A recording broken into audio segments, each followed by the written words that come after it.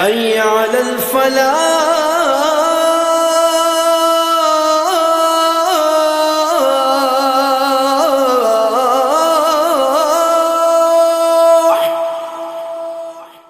حي على الفلاح.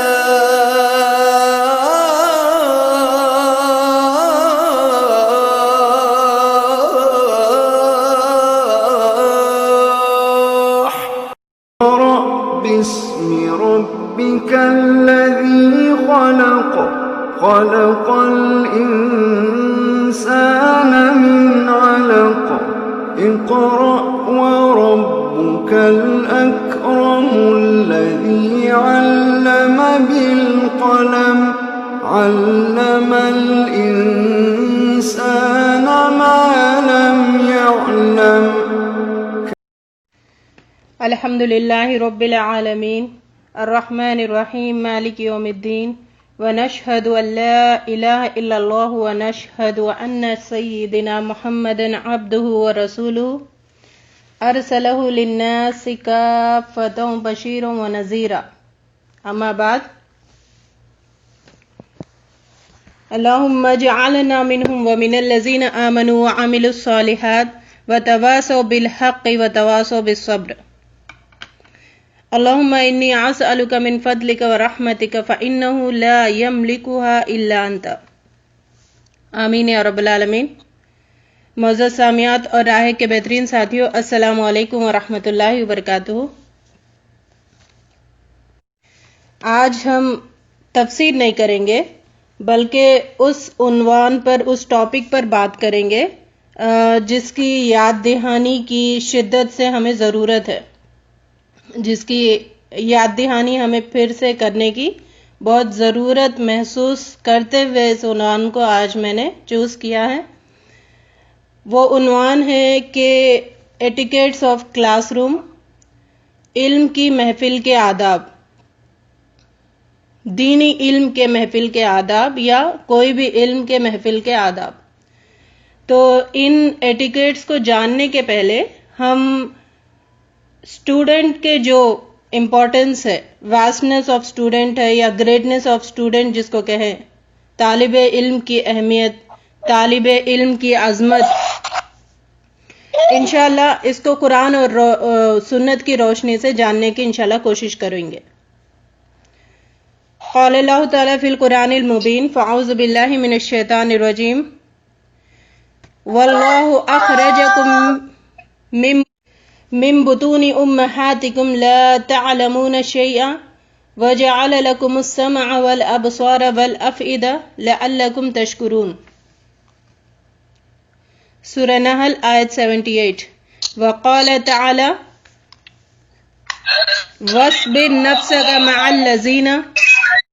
واصبر نفسك مع الذين يدعون ربهم بالغداة والعشي يريدون وجهه ولا تعد عيناك عنهم تريد زينة الحياة الدنيا ولا تطع من أغفلنا قلبه عن ذكرنا واتبع هواه وكان أمره فرطا. ہم جو علم حاصل کرنے کے لیے اس وقت یہاں بیٹھے ہیں، اس وقت یہاں جمع ہوئے ہیں، اس کو دین کا علم کہتے ہیں. تو اصل میں علم کہلانے کے لائق بھی یہی علم ہے. اس کے علاوہ باقی سارے دنیا کے علوم جو ہے، باقی سارے علم جو ہے، قرآن اور سنت کے علم کے علاوہ باقی جتنے بھی علوم ہیں، باقی جتنے بھی علم ہے، اس کو ہمارے بڑوں نے جو گزر چکے انہوں نے اس کو فن سے تعبیر کیا ہے. اور آج بھی اگر صحیح علم جو جانتا ہے وہ قرآن اور حدیث کے علم کے علاوہ باقی سارے علوم کو فن سے تعبیر کرتے ہیں. فن مطلب ٹیلنٹ آف دس اور دیٹ سبجیکٹ، یا پھر کسی سبجیکٹ میں آپ ایکسپرٹائز ہونا، اسکلس آف دس اور دیٹ سبجیکٹ. ٹھیک ہے، تو یعنی یہ فن ہے. اصل علم قرآن اور سنت کا ہی علم ہے. تو ہمیں اس علم سے کیا پتہ چلتا ہے؟ قرآن اور سنت کے علم سے اللہ کی معرفت تک ہم پہنچتے ہیں، اللہ کو پہچاننے تک ہم پہنچتے ہیں، اللہ کی معرفت ہمارے اندر پیدا ہوتی ہے. اور رب کو راضی کرنے کے جو ذرائع ہیں وہ ہمیں پتہ چلتے ہیں. اور علم دین ایک نور الہی ہے، اللہ تعالیٰ کا ایک ایسی روشنی ہے جو بندوں کے دلوں میں اللہ تعالیٰ ڈال دیتا ہے.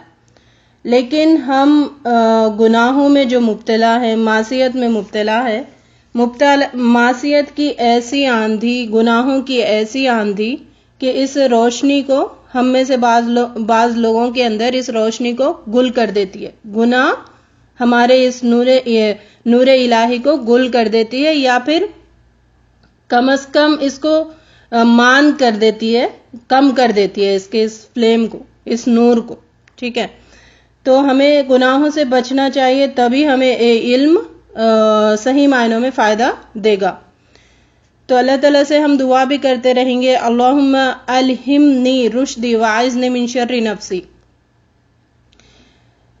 جب ہم یہ علم حاصل کر رہے ہیں تو ہمیں مقصد طے کر لینا چاہیے، یعنی ایک گول ہمیں طے کر لینا چاہیے.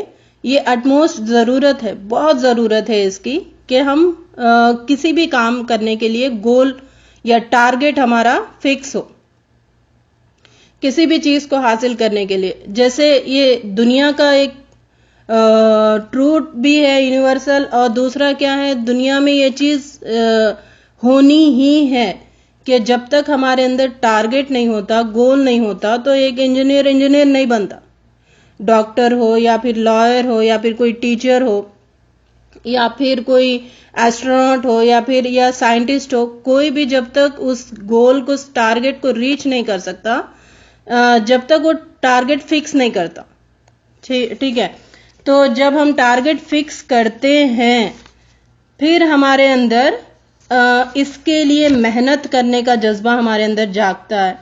اس کے لیے جو توانائیاں، جو محنتیں ہمیں دینا ہے، جو مصروفیت ہمیں اس میں لگانا ہے، اپنا وقت اس میں لگانا ہے، اس کی اہمیت ہمیں پتہ چلتی ہے. وہ ہم لگاتے ہیں جب ہم ٹارگٹ فکس کرتے ہیں.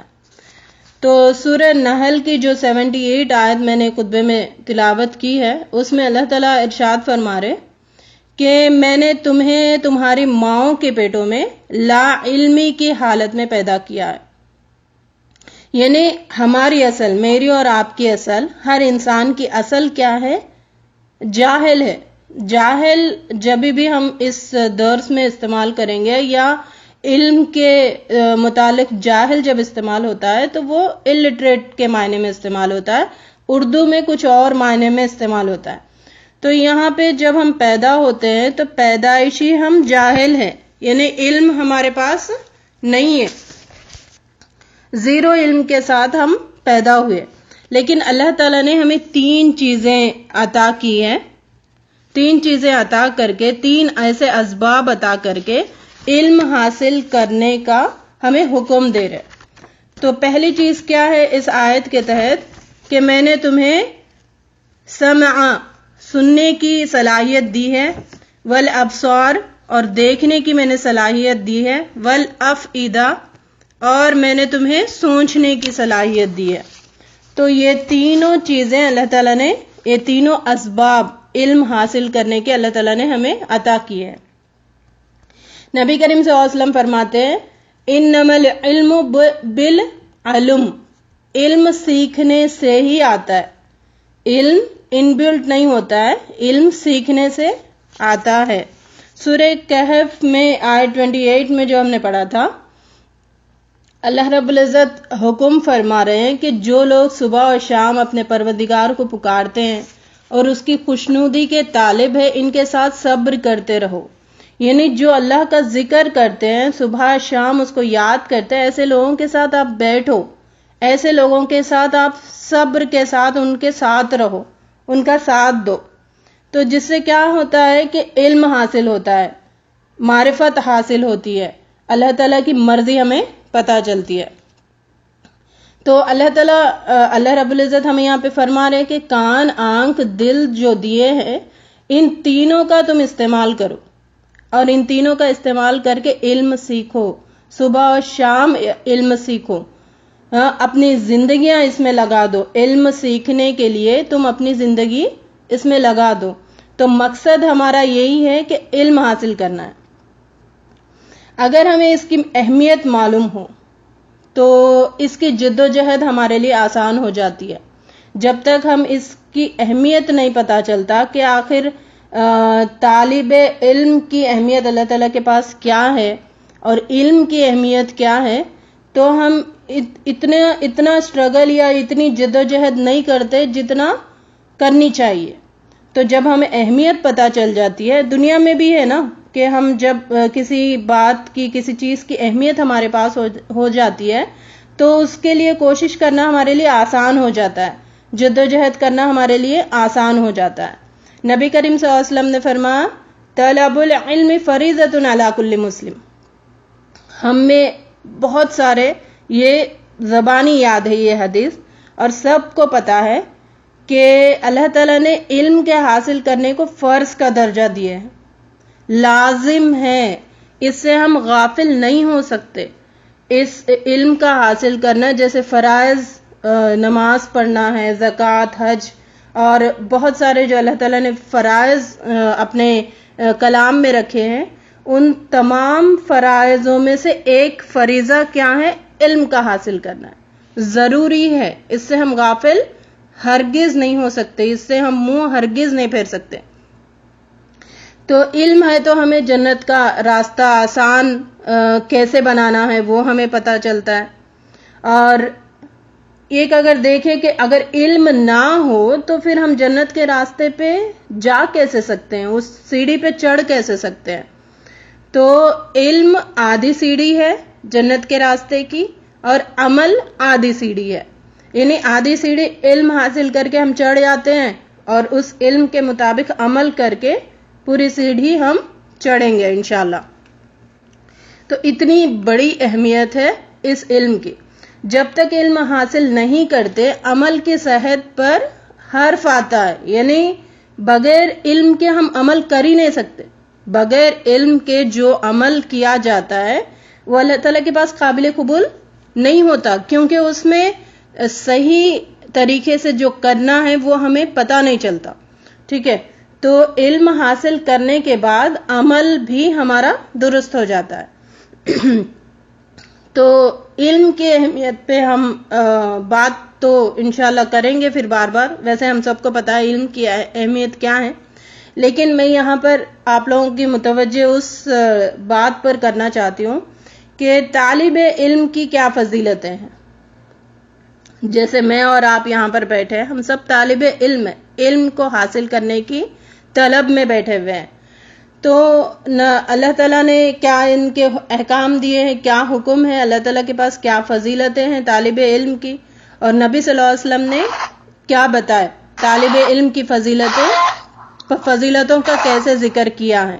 ٹھیک ہے، تو ایک روایت ہے متفق علیہ، معاویہ رضی اللہ تعالیٰ عنہ بیان کرتے ہیں من یرید اللہ بہ خیرا یفقہہ فی الدین. بخاری 71 اور مسلم میں 1037 میں بتایا گیا کہ اللہ تعالیٰ جس کے ساتھ خیر کرنا چاہتا ہے اسے دین کی سمجھ عطا فرماتا ہے. تو یہاں پہ دیکھیے، یعنی اللہ تعالیٰ خیر کرنا چاہتا ہے ہمارے ساتھ. تو ہم میں سے کون نہیں چاہتے کہ ہمارے ساتھ خیر ہو، بہتری ہو، اچھائی ہو، چاہتے ہیں نا ہم سب.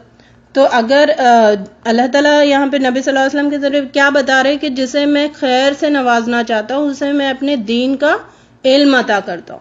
یعنی جن کو اللہ تعالیٰ نے چوز کر لیا ہے، بہت سارے لوگ ہیں اس وقت کیا کر رہے، دین کے علم تو حاصل نہیں کر رہے نا، لیکن بہت سارے لوگوں میں ہمیں اللہ تعالیٰ نے جب چن لیا ہے تو ہمیں طالب علم بنا کر چن لیا ہے.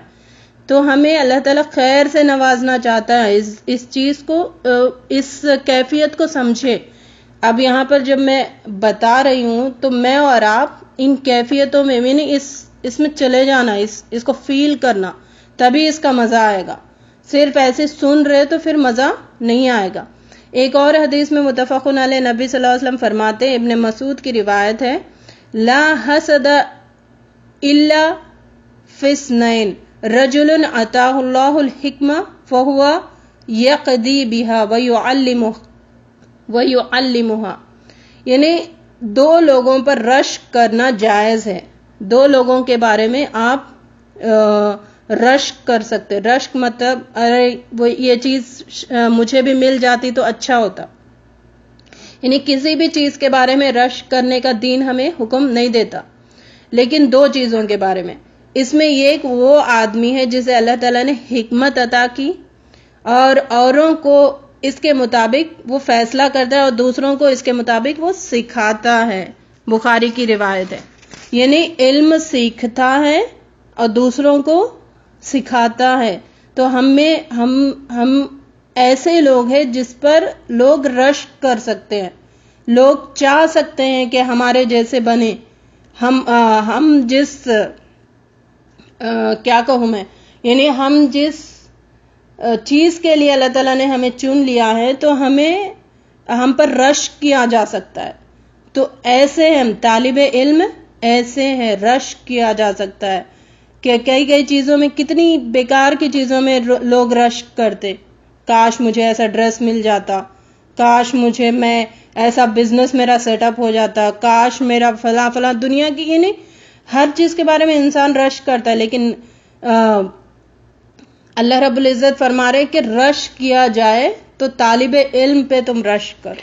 ٹھیک ہے، ویسا طالب علم جو علم سیکھتا ہے اور دوسروں کو اس کا فائدہ پہنچاتا ہے.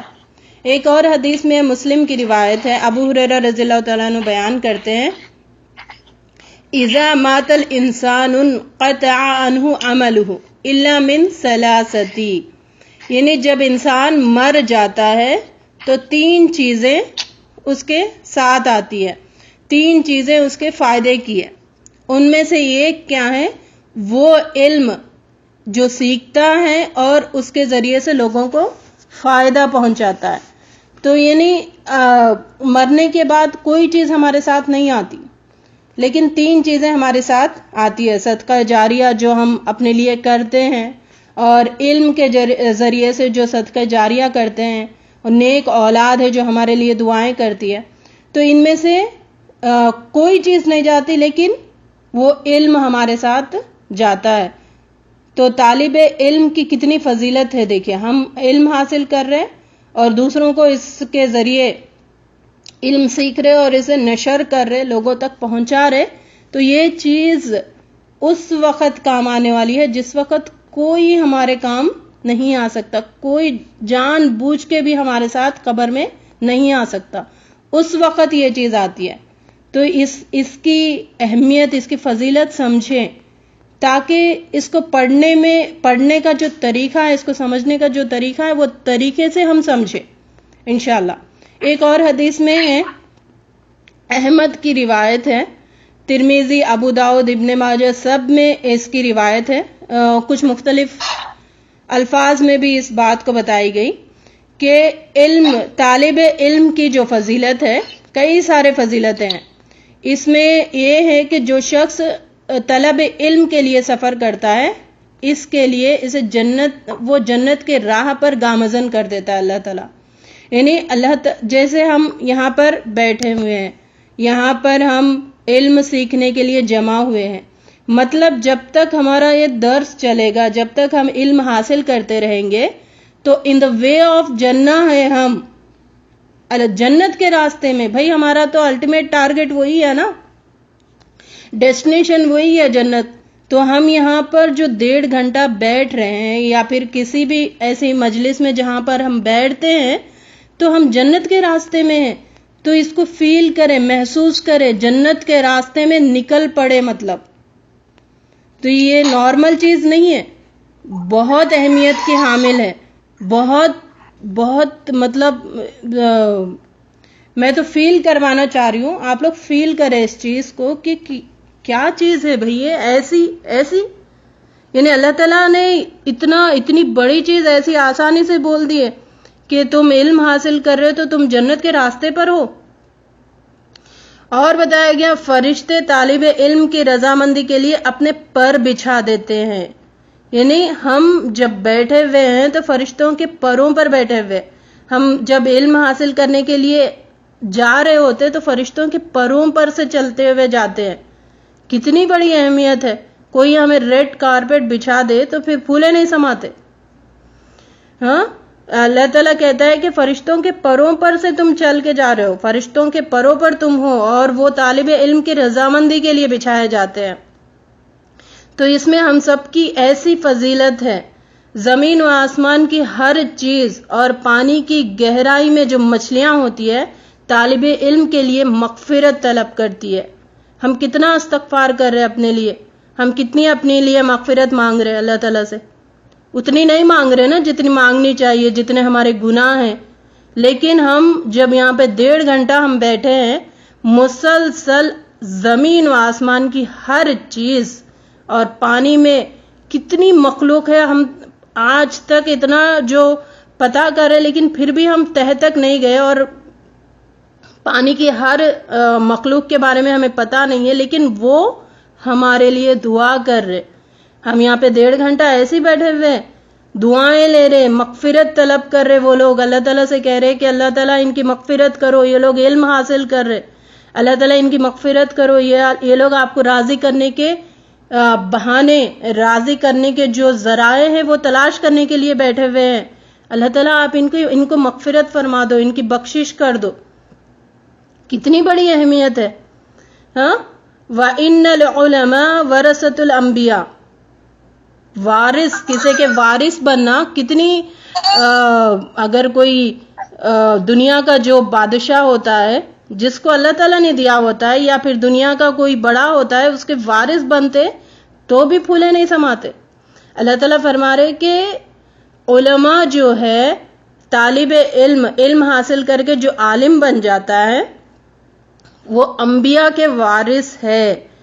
یعنی انبیاء اپنے وراثت میں کوئی چیز چھوڑ کے نہیں گئے، لیکن علم چھوڑ کے گئے. جب ہم علم حاصل کرتے ہیں تو انبیاءوں کے وارث بنتے ہیں. کتنی بڑی امپورٹنس ہے ہماری، اور کتنا اللہ تعالیٰ کے پاس عزت ہے، کتنی اللہ تعالیٰ ہماری ایک عظمت بیان کر رہے. فیل کرے، اس کو محسوس کرے. انبیاء کے وارث میں اور آپ ہے، میں اور آپ بن رہے.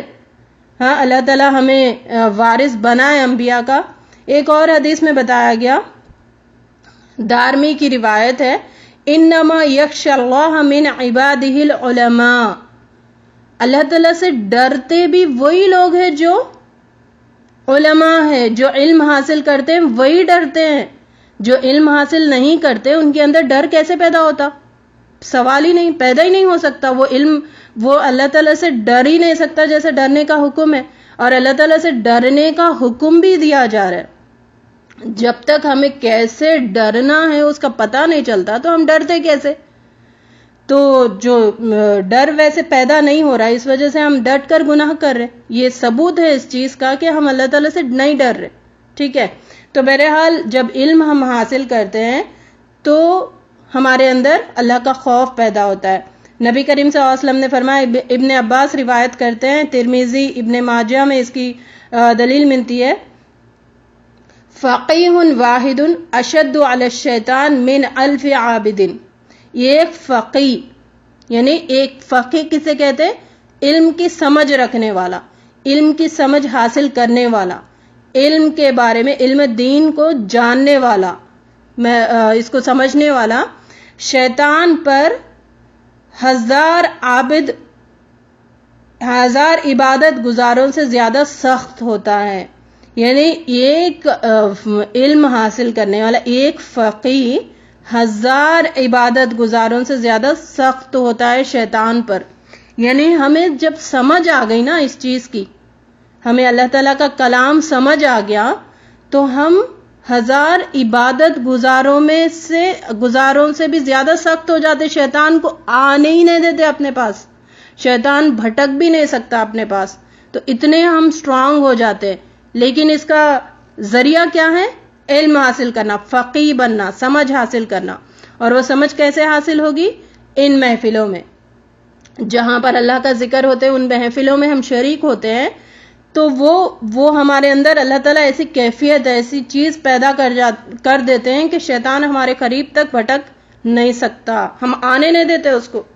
اس کی اتنی ہمت، اتنی فضیلت ہے ہماری. طالب علم کی.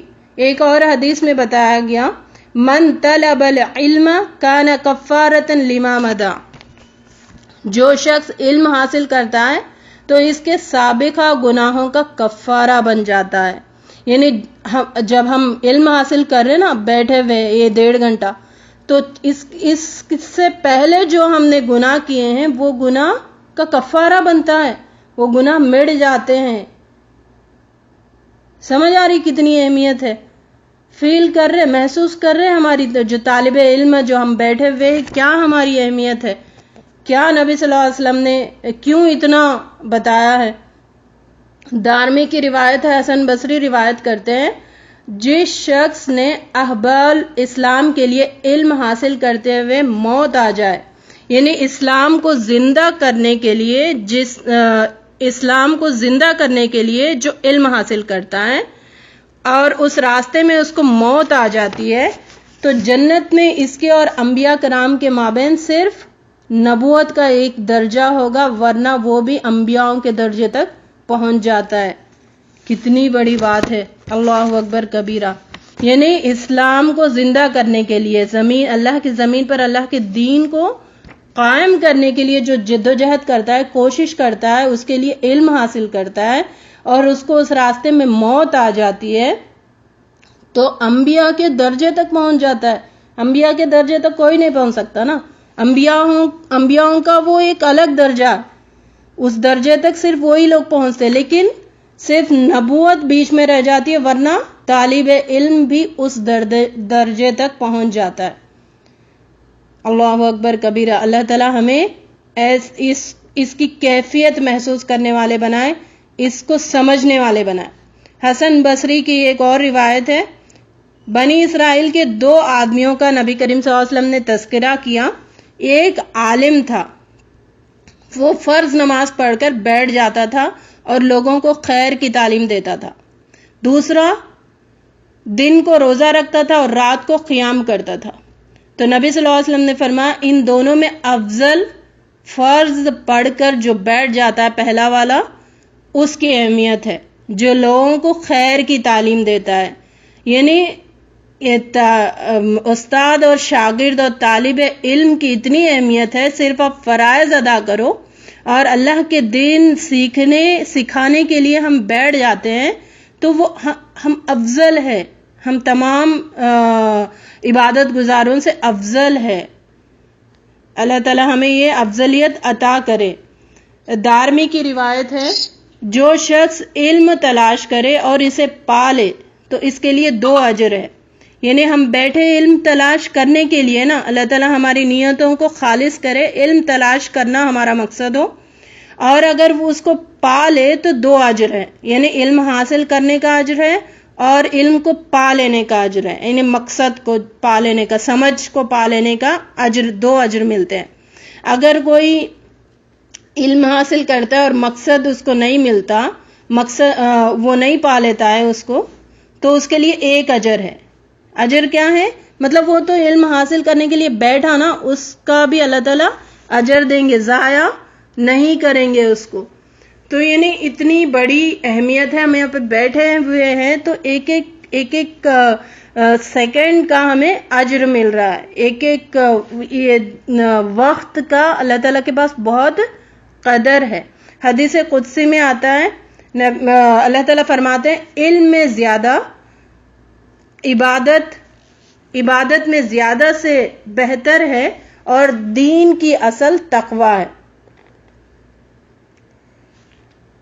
علم میں جو زیادہ ہے، یعنی جس کو علم حاصل ہوتا ہے عمل کے ساتھ، ٹھیک ہے، علم حاصل ہوتا ہے عمل کے ساتھ، تو وہ عبادت میں زیادہ سے بہتر ہے. پیچھے ہم نے کیا پڑھا تھا؟ 2 آدمیوں کا جو تذکرہ نبی کریم صلی اللہ علیہ وسلم نے فرمایا کہ اسے فرائض پڑھتا ہے اور بیٹھ جاتا ہے.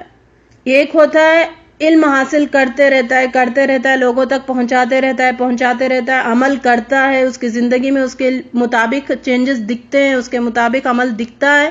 اور ایک ہے کہ نمازیں پڑھتا ہے، روزے رکھتا ہے، حج پہ حج کرتا ہے، عمرے کرتا ہے. اس سے زیادہ افضل کون ہے؟ جو علم میں زیادہ ہے، علم حاصل کرتے رہتا ہے. تو اللہ تعالی ہمیں علم میں زیادہ لوگوں میں شامل فرمائے، علم حاصل کرنے والوں میں شامل فرمائے اور اس کے مطابق عمل کرنے والوں میں شامل فرمائے۔ عبداللہ بن عمر سے روایت ہے، رسول صلی اللہ علیہ وسلم مسجد نبوی میں 2 حلقوں کے پاس سے آپ گزرے اور فرمایا دونوں خیر و بھلائی پر ہیں۔ 2 گروپس تھے بیٹھے ہوئے الگ الگ، تو نبی صلی اللہ علیہ وسلم وہاں سے گزرے اور انہوں نے کہا کہ دونوں بھی خیر و بھلائی پر ہے، لیکن ان میں ایک دوسرے سے افضل ہے۔ اب افضل والا کون ہے؟ رہے وہ لوگ جو اللہ تعالیٰ سے دعائیں کر رہے ہیں اور اس کی مشتاق ہیں، یعنی دعائیں کر رہے ہیں اور اس کی طلب میں ہیں، پس اگر وہ چاہے تو انہیں عطا فرما دے گا اور چاہے تو عطا نہیں فرمائے گا۔ یعنی جب دعائیں کر رہے تو اللہ تعالیٰ فوراً اس کو دے بھی دیتا ہے یا پھر نہیں بھی دیتا ہے۔ رہے وہ لوگ جو فقہ یا علم سیکھ رہے ہیں، علم دین سیکھ رہے ہیں، علم دین کو سمجھ رہے ہیں، سمجھنے کے لیے بیٹھے ہیں، اور جو جہالت میں ہے، جن کو علم نہیں پتا ہے، ان کو تعلیم دے رہے ہیں، تو وہ بہتر ہے۔ اور مجھے تو معلم بنا کر بھیجا گیا ہے۔ پھر آپ اس حلقے میں بیٹھ گئے، یعنی ذکر اذکار سے بھی افضل محفل کون سی ہے؟ آپ دن بھر میں کتنا بھی ذکر و اذکار کرو، کتنی بھی نمازیں پڑھو، لیکن وہ سارے دن بھر کا 24 آورس میں جو آپ 1.5 گھنٹہ یہاں پر ہم لگاتے ہیں، وہ 1.5 گھنٹہ بھاری ہے۔ اللہ تعالیٰ کے پاس بہت اس کی قدر ہے، بہت فضیلت ہے۔ تو یعنی نبی صلی اللہ علیہ وسلم کو بھی اللہ تعالیٰ نے معلم بنا کر بھیجا ہے۔ نبی صلی اللہ علیہ وسلم طالب علم بھی تھے، آپ کو سکھایا جاتا تھا، پھر آپ لوگوں کو پہنچاتے تھے۔ تو یہ بڑی فضیلت کے حامل ہے ہم سب طالب علم جو ہے، اللہ تعالیٰ ہمیں اس کی فضیلت عطا فرمائے۔ بیہقی کی روایت ہے، انس بن مالک سے روایت ہے کہ حل تدرون من اجود جودا، بیان کرتے ہیں کہ رسول صلی اللہ علیہ وسلم رسول اللہ نے فرمایا کیا تم جانتے ہو سب سے بڑا سخی کون ہے؟ صحابہ نے عرض کیا، قالوا اللہ ورسول عالم،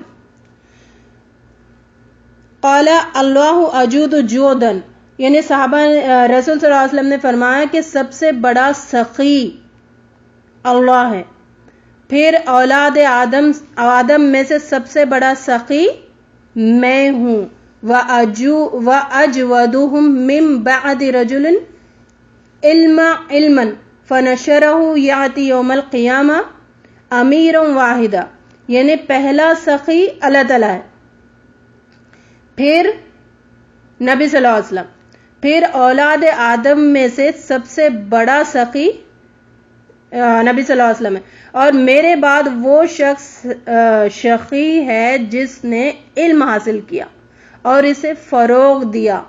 روز قیامت وہ اس حیثیت سے آئے گا کہ وہ اکیلا ہی امیر ہوگا، یعنی اللہ تعالی، رسول صلی اللہ علیہ وسلم، پھر اس کے بعد فوراً ان لوگوں کی اہمیت بتائی ہے جو علم حاصل کرتے ہیں، وہ لوگ سخی ہے، وہ لوگ بہرحال بتایا جا رہا ہے کہ اللہ تعالیٰ سخی، نبی صلی اللہ علیہ وسلم سخی، پھر طالب علم سخی، یعنی اپنی اہمیت سمجھے، ہمیں اللہ تعالیٰ نے سخی لوگوں میں شمار کیا ہے، ہمیں ایسی نہیں ہے، یہاں پر بیٹھنا ہمارا بیکار نہیں جائے گا، بہت فضیلت والا ہے۔ ابو ہریرہ رضی اللہ عنہ سے روایت ہے، مثل علم لا ينتفع به كمثل کنز لا ينفع منه في سبيل اللہ، جس علم سے فائدہ نہ اٹھایا جائے وہ اس خزانے کی طرح ہے جس میں سے اللہ کی راہ میں خرچ نہ کیا جائے۔ سخی تو اللہ تعالیٰ نے بتا دیا، سخی کون ہے؟ جو علم حاصل کرتا ہے اور اس کو لوگوں تک پہنچاتا ہے، اس سے خود فائدہ مستفید ہوتا ہے اور لوگوں کو بھی فائدہ پہنچاتا ہے۔ اگر نہیں پہنچایا تو مطلب خزانے تو ہے لیکن اس کو خرچ نہیں کرنے والوں میں شامل ہوتا ہے۔ تو اللہ تعالیٰ ہمیں سخی بنائے، علم حاصل کرنے والا بنائے، خود کو فائدہ پہنچانے والا بنائے اور اپنے عزیزوں کو فائدہ پہنچانے والوں میں ہم سب کا شمار فرمائے۔ اچھا، یہ سارے تو طالب علم کی فضیلت کے بارے میں ہم نے احادیث دیکھی ہے۔ اب ان احادیث کو دیکھیں گے جو علم سے فائدہ نہ اٹھانے والوں کے بارے میں کیا وعید ہے۔ ہم یہاں سب بیٹھے ہوئے ہیں، بہت سارے بہت ڈیڈیکیٹڈلی اس کو سمجھ رہے ہوتے, عمل کی نیت سے سمجھ رہے ہوتے, لیکن بہت سارے ایسے بیٹھے ہوئے, ایسی خود کے لیے اور دوسروں کے لیے وبال جان بن رہے, نیت صحیح نہیں ہے. بہرحال ہم دیکھیں گے اس میں کیا بتایا گیا. ابن ماجہ اور بیہقی کی روایت ہے, طلب العلم فریضۃ علی کل مسلم ووادع العلم عند خیر اہلہ لمقلد الخنازر الجواہر واللؤلؤ والذہب. استغفر اللہ. طلب علم ہر مسلمان پر فرض ہے. کسی ایسے شخص کو جو اس کی اہلیت نہ رکھتا ہو, علم پڑھانے والا خنزیروں کے گلے میں ہیرے جواہرات اور سونے کے ہار ڈالنے والے کی طرح ہے. استغفر اللہ. دیکھیں یعنی اللہ تعالیٰ کیا بتا رہے, کتنی اتنی جب اہمیت بھی بتائے, یہ بھی بتا رہے کہ آپ علم سیکھنے کے لیے ہم یہاں پر جمع ہوئے ہیں, اور جو اس سے فائدہ نہیں اٹھا رہا, جو اس کے مطابق عمل نہیں کر رہا, تو پڑھانے والا کیسا ہے, جیسے خنزیروں کے پگس کے گلوں میں ہیرے جواہرات اور سونے کے ہار ڈالنے والے کے برابر ہے. یعنی اس کو اگر وہ ایسے آراستہ کر رہے پگ کو, اگر کوئی صاف, میں اس لیے کہہ رہی ہوں کہ محسوس کریں ہم کہ ہم بیٹھے ہوئے تو ہمارا بیٹھنا ضائع نہ ہو, ہمارا بیٹھنا اکارت نہ ہو. اللہ تعالیٰ نے کہا کہ اگر کوئی ہمیں ایسی آ کے کوئی بول دے خنزیر ہے تم, تو ہم تو آپے سے باہر ہو جاتے, اس کو تو زمین میں وہیں کا وہیں یہ کر دیتے. لیکن اللہ تعالیٰ بتا رہے کہ ایسے لوگ خنزیر ہیں, اور ایسے لوگوں کو پڑھانے والا خنزیروں کے گلے میں ہار جوہرات ڈالنے کے برابر ہے. تو اپنا محاسبہ کرے کہ کیا ہم فائدہ اٹھا رہے کہ بھی نہیں اٹھا رہے, کیا ہم ایسے تو نہیں بن رہے جو اس حدیث میں بتایا گیا. اللہ تعالیٰ ہماری ہدایت عطا فرمائے, ہمیں صحیح سمجھ عطا فرمائے. کعب بن مالک کی روایت ہے, ابن ماجہ میں ہے, جو شخص علماء سے مناظرہ کرنے اور نادانوں کو صحبت میں مبتلا کرنے اور لوگوں کی توجہ حاصل کرنے کے لیے علم حاصل کرتا ہے, تو اللہ تعالیٰ اسے جہنم میں داخل فرماتا ہے. یعنی صرف بحث کریں گے, اچھا کون ٹیچر ہے, چلو اس سے بحث کریں گے, اس کی نقطہ چینی کریں گے, اس کے بارے میں جو تانے ماریں گے اس کو, ٹھیک ہے, ٹانٹس ماریں گے, اور جو نادان ہیں ان کو گمراہ کرنے کی کوشش کرنا, جو خود بھی گمراہ اور دوسرے لوگوں کو بھی گمراہ کرنے کی کوشش کرتے ہیں.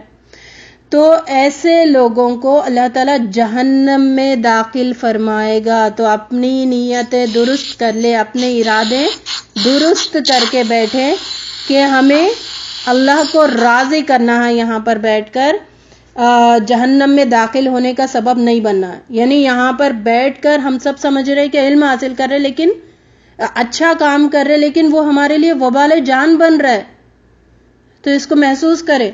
نبی صلی اللہ علیہ وسلم فرماتے ہیں, ابو ہریرہ سے روایت ہے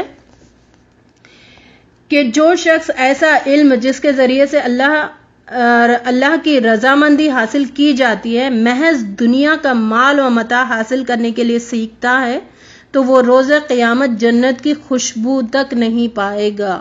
یعنی اس کے ذریعے سے مجھے مال حاصل کروں, اس کے ذریعے سے لوگوں کی واہواہی حاصل کروں, اس کے ذریعے سے پتہ نہیں لوگوں کے نظروں میں کچھ بنوں, ایسے لوگوں کو اللہ تعالیٰ جنت کی خوشبو تک نہیں سونگنے دیں گے.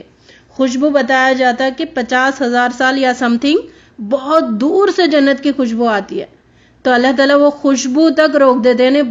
کئی ہزار سال ہم پیچھے رہ گئے جنت سے, وہاں تک جنت تک تو پہنچنے کی دور کی بات ہے, خوشبو تک نہیں سونگ سکتا. اللہ تعالیٰ ہم پہ رحم فرمائے. ابو داؤد کی روایت ہے, ان من اشر الناس عند اللہ منزلۃ اليوم القیامہ عالم لا ينتفع بعلمہ. روز قیامت اللہ کے ہاں سب سے برا مقام اس عالم کا ہوگا جو اپنے علم سے فائدہ حاصل نہیں کرتا. یعنی سب سے برا مقام ہے اس عالم کا جو اپنے علم سے فائدہ حاصل نہیں کرتا. ہم سب یعنی یہاں پر ایک بات بتا دوں کہ عالم مطلب کوئی سرٹیفائیڈ عالم ہمارے ذہنوں میں آتا ہے، لیکن عالم مطلب جس کو ایک بات کا بھی علم ہو، وہ عالم بن گیا اس بات کا. تو ہم سب کئی باتیں سیکھ رہے، ایک کلاس میں کئی چیزیں سیکھ رہے، تو ہم وہ تمام چیزوں کے عالم بن گئے. تو اگر ہم اس کے مطابق عمل نہیں کریں گے، اپنی من ماری کریں گے، نفس کی باتیں سنیں گے، تو ویسے لوگوں کا علم ان کا بڑا برا مقام ہوگا. تو ہم نے دیکھا کہ اگر دل میں اس علم کا احترام نہ ہو تو ہماری زندگیوں میں اثر ختم ہو جاتا ہے، ہماری زندگیاں بھی برباد ہو جاتی ہے اور آخرت بھی برباد. یعنی ہمارا یہاں پر 1.5 گھنٹہ بیٹھنا ہمارے لیے فائدہ مند بھی ہو سکتا ہے یا پھر وبال جان بھی بن سکتا ہے. تو اب ہم آپس میں ڈیسائیڈ کر لیں، اپنا محاسبہ کر لیں کہ مجھے اس کے ذریعے فائدہ لینا ہے یا پھر اپنے لیے وبال جان بننا ہے. یا بہت اہمیت کے حامل ہوتی ہے یہ چیز.